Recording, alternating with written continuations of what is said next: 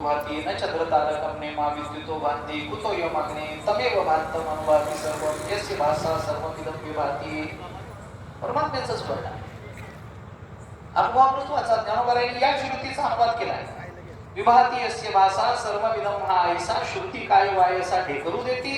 ज्ञानोबाराय अनुभवामृत.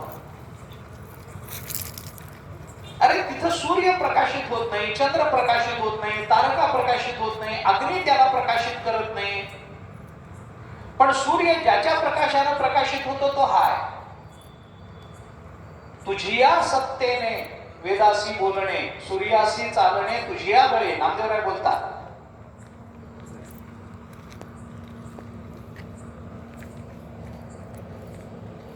परमात्म्याच्या सत्तेने हे चाले हे शरीर. कोणाची हे सत्य, कोण बोलविते हरिवे. नाहीतर 9वा अध्याय पहा ज्ञानेश्वरीचा. गतीर भरता प्रभू साक्षी निवास शरणम सुरत. हे श्लोकावरचं व्याख्यानाचं ज्ञानोबारायांचं.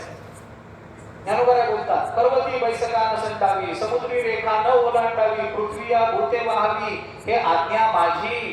म्या बोलविल्या वेद बोले, म्या चालविल्या सूर्य चाले, म्या हलविल्या प्राणू हाले जगाते चाळीला.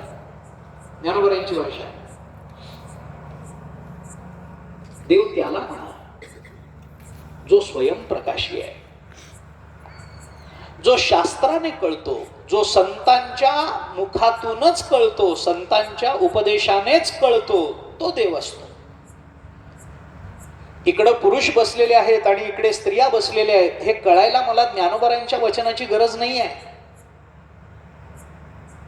हा तांबडा रंग आहे, हा पांढरा रंग आहे, हा काळा रंग आहे हे कळायला मला ज्ञानेश्वर महाराजांच्या